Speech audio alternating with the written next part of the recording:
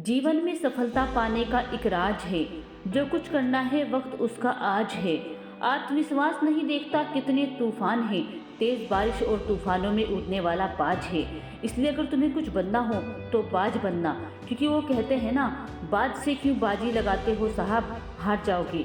इसके हौसलों के सामने तुम कभी नहीं टिक पाओगे। तो दोस्तों, आज हम इस वीडियो में आपको बाज के 5 ऐसे गुणों के बारे में बताऊंगी जिससे आपको सीखना चाहिए। नंबर 1, बाज की तरह आत्मनिर्भर बनो।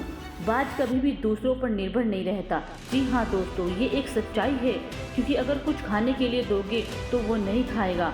बाज खुद पर निर्भर रहता है। वो जीवित रहने के लिए, पेट को भरने के लिए खुद शिकार करता है। वो दूसरों का शिकार किया हुआ भोजन कभी भी स्वीकार नहीं करता। वो अपने लिए भोजन खुद जुटाता है। दोस्तों, बाज के इस एटीट्यूड से हमें ये सीखने को मिलता है कि हमें आत्मनिर्भर बनना चाहिए। हमें किसी भी काम के लिए दूसरों पर निर्भर नहीं रहना चाहिए और ना ही आगे बढ़ने के लिए किसी का सहारा लेना चाहिए। नंबर 2, बाज की तरह सोच रखो।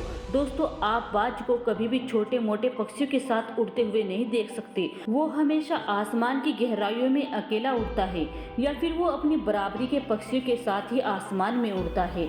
ऐसे में हमें बाज के इस एटीट्यूड से ये सीखने को मिलता है कि हमें भीड़ का हिस्सा नहीं बनना चाहिए, बल्कि हमें भी बाज की तरह ऐसे लोगों के साथ जुड़ना चाहिए जो आपके लेवल के हो, जो आपकी तरह सोचते हो। नंबर 3, अपने लक्ष्य पर बाज की तरह नजर रखो। बाज की नज़र लेजर लाइट जैसे तेज होती है। ये अपने शिकार को पाने के लिए बड़ी तीव्रता से उन पर अपना ध्यान केंद्रित रखता है और उसे पाने के लिए निकल पड़ता है। दोस्तों, इससे हमें ये सीखने को मिलता है कि हमें भी बाज की तरह अपने लक्ष्य पर ध्यान केंद्रित रखना चाहिए और एक समय में एक ही काम को पूरा करने के लिए पूरी ऊर्जा के साथ अपने काम में लग जाना चाहिए। तभी हम अपने लक्ष्य को हासिल कर पाएंगे। नंबर 4, बाज की तरह रिस्क लेना सीखो। जहां आप 20 से 25 साल की उम्र में रिस्क लेने से डर रहे हो, वहीं एक बाज के बच्चे की जीवन की शुरुआत रिस्क से होती है। अन्य पक्षियों के बच्चे जब अपने घोंसले में बैठकर चहचहाना सीखते हैं, उस वक्त बाज अपने बच्चे को दोनों पंजे में दबाकर आसमान की गहराई में लेकर उड़ जाता है और उसे बताता है कि तुम आसमान की गहराइयों में उड़ने के लिए बने हो, तुम पक्षियों के राजा हो। और वो ऐसा कहकर अपने पंजों की चंगुल से बच्चे को उड़ने के लिए छोड़ देता है। बाज का वो बच्चा फड़फड़ाते हुए नीचे की तरफ आता है और अपने पंख फैलाने की कोशिश करता है। जैसे ही बाज का वो बच्चा जमीन तक पहुंचने वाला होता है, तभी अचानक बाज अपने छोटे से बच्चे को पंजे में लेकर फिर से आसमान की गहराइयों में उड़ जाता है। और इस तरह से जब तक वह उड़ना सीख नहीं लेता, तब तक उसे हाई रिस्क वाली ट्रेनिंग दी जाती है। तब जाकर वह बाज बादलों को चीरते हुए आसमान में उड़ना सीखता है। नंबर 5, बाज की तरह परेशानियों के आगे झुको मत। दोस्तों, बाज की औसतन आयु 70 वर्ष होती है, लेकिन जब वह 40 साल का होता है तो उसके सामने कई परेशानियां आती हैं।